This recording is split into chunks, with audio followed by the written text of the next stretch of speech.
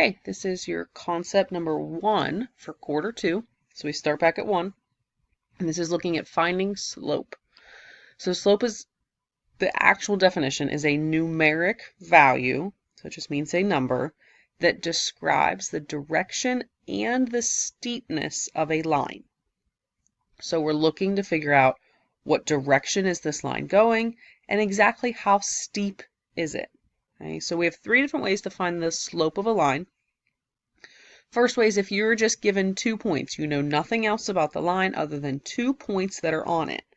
You can calculate the slope by subtracting the y values, which we call change in y, and dividing that by subtracting the x values, right, which we call change in x. So it's y2 minus y1, so you're subtracting the 2 y values from each other, and then you're subtracting x2 minus x1 and dividing those values, right? You could also, if you were given the picture of the graph, you could calculate it by finding 2 nice points on the graph. And when we say nice points, we need points that cross at an actual point that you can see. So not halfway through a point, no decimals. You want it to cross nicely through a point. Okay? If you have that graph, when you find those 2 nice points, you can calculate it just by counting. So it's rise over run. Okay? So you pick your first nice point. You're going to count how far up or down you have to go to get to the next point, and then how far left or right you have to go to get to that next point. So that's rise over run. The third way is if you are given an equation. Right? Now this equation needs to be in this format here. So this is y equals mx plus b. Now when you're given this equation, this m will be a number and this b will be a number. Okay? So maybe it'll look like y equals 3x plus 7. Y equals negative 5x minus 4. Okay? This m and the b will both be a number. They will not be variables. Those are just there to show you the generic form of the equation. But once the equation is in this form, this m value, so the value that's connected to the x, the coefficient of the x, that is your slope. Okay, so you can simply pull that number straight out of the equation and that will tell you what your slope is. So we have 4 different ways of classifying lines by their slope. Okay, so remember, classifying means that you're naming them, you're describing the line based on their slope. So if I look at this first example, okay, and if you imagine, I think the easiest way to think of this is imagine a person walking along the line. Okay? So if I had a person walking along this line, they would be going uphill. Right? So that means it has a positive slope. So positive slopes go up to the right. Okay? So if you imagine a person walking along the line, they would be walking uphill, so it is a positive slope. Okay? Then the next example, same situation. Right? If you imagine a person, and we are always looking at this from the left side to the right side. Okay? So if I'm always starting at the left side of my graph, walking to the right side of my graph. So in the second example, if I'm starting on the left side of the graph, walking to the right side of my graph, I would be walking downhill. So because it's downhill, this means it has a negative slope. Then example number 3 down here. So if I'm, again, walking along this line from the left to the right, right, I am walking steady in a horizontal line. So I have 0 slope. Right? I'm not walking up, I'm not walking down. So my slope is 0, the actual number of 0. And this is important that you do not say no slope here. Okay? You have to say 0 slope for horizontal lines. It's the only answer that is correct for horizontal lines. Then if we look at this fourth example, okay, I have a vertical line. So if I imagine walking along this line, there's no way I could walk along this. Okay? If this was a perfectly vertical line, I could not walk along it, I would fall. So because I cannot possibly walk along it, it is called undefined slope. Okay, this is when you have no slope at all. This is called undefined slope. So you have to say again, you have to say those words of undefined slope. Okay, so vertical lines have undefined slope. Horizontal lines have zero slope. All right, so let's look at some examples of actually calculating our slope. So we want to find the slope of a line that passes through the points -4, 2 and 2, 6. Okay, now again, you have to remember that points are always x, comma, y. Okay, you cannot switch those around. They are always in the form of x, comma, y. So since I have 2 points, that means that I can use the equation of m equals y2 minus y1 over x2 minus x1, okay, which is my change in y over the change in x. Okay.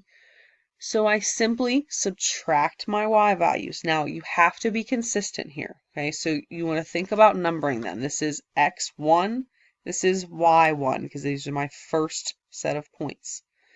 Then my second set of points are x sub 2, y sub 2. You have to be consistent when you set this up. So it has to be y2 minus y1.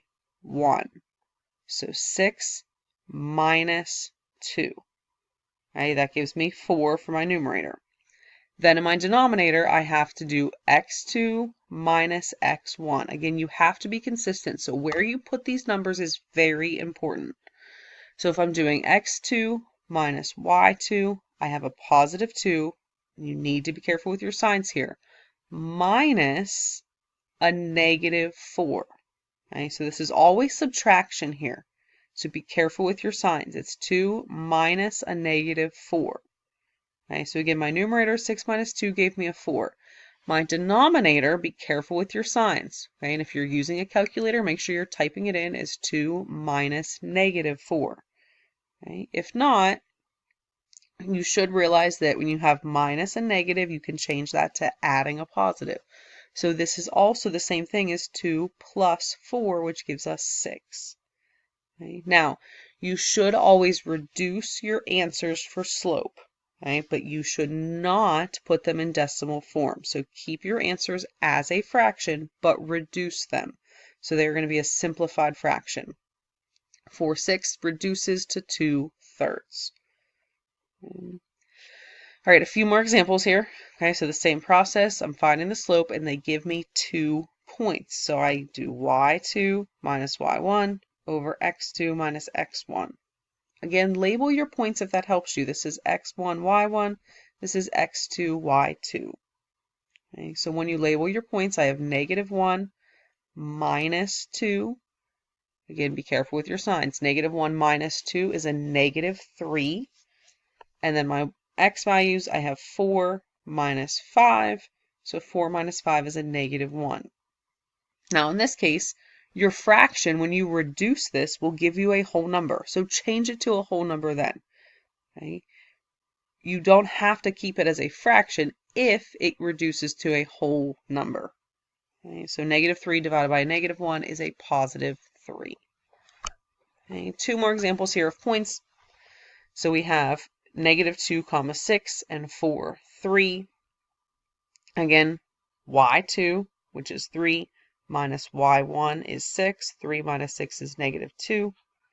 Then your x2 minus x1, so 4 minus a -2 is the same thing as adding, so that gives us a 6.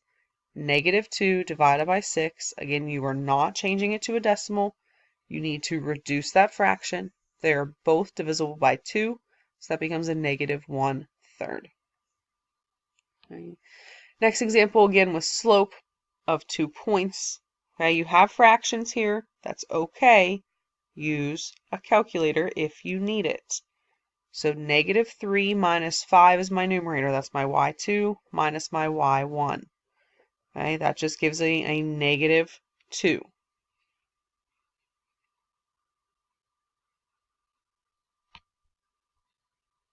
Okay, and this is actually a typo on these notes. So if you have the notes in front of you, you can make that change to them. This is a -3 minus 5. So this -2 here in the numerator should actually be a -8. Negative 3 minus 5 should be a negative 8. So make that change if you have it. Okay. Then our denominator. So I have my x2, which is 1/2, minus my x1, which is my 9/2. Okay, now these are fractions with the same exact denominator, so you can just subtract them how they are. To subtract fractions, if the denominators are the same, all you have to worry about is your numerator. So 1 minus 9 is a negative 8, and that denominator stays exactly what it was. So it becomes a negative 8 over 2. Okay, now in this case, that can be simplified. Negative 8 over 2 is really the same thing as negative 4, so you can simplify that. Okay, so now, remember this should have been a negative 8 in the numerator instead of negative 2. So we have a negative 8 divided by a negative 4. Our answer should be a positive 2. So again, this is a typo, so instead of 1/2, your final answer for this example should be a positive 2. Okay. All right, let's go to the back. So we want to find the slope now using rise over run. So I'm given a picture of a graph. And when you have a picture of the graph, you're going to have to calculate it just by counting. Okay, so I'm going to find two nice points on the graph where x and y are integer values. So I don't want any decimals here. I want them to cross nicely through my x and my y points. Okay. So once you pick those two nice points, and there could be a lot of nice points on this graph, it doesn't matter which two that you pick, you just have to choose two of them. Okay. So your process might look different than somebody else's, but your final answer when you simplify your slope will be exactly the same.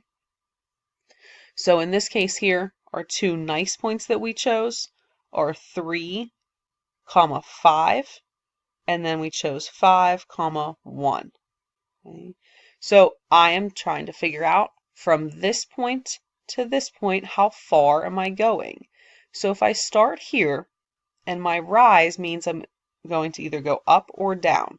Well, in order to get to my other point, I have to go down. So I start counting. I go down 1, 2, 3, 4, okay, till I'm at the same height as my other point. So if I went down 4, that's a negative 4. Okay, down is a negative value, so negative 4 for my rise. Then my run, once I get to that same height as this point, I now have to decide, okay, how far left or right do I need to go? That's our run value. So from right here, I need to move right 1 and 2. Okay, so with run, when I move to the right, that's going towards my positive values, so it's a positive 2. If I were to move to the left, it would have been a negative value. Okay, so for rise, if you go up, it's positive, down is negative. For run, if you go right, it's positive. If you go left, it's negative. So then rise over run, negative 4 over 2. Simplify that just like we did before with the slopes. That does simplify to a whole number, so that's good. Your answer is m equals negative 2. Okay.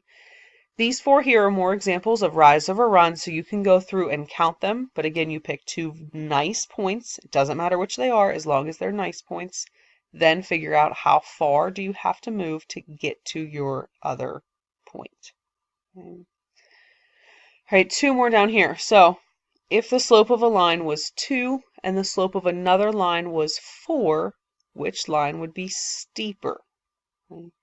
So that answer, the slope with the line with a slope of 4 would be steeper because the slope is a larger value. Okay, so the bigger your number is for slope, the more steep your line is.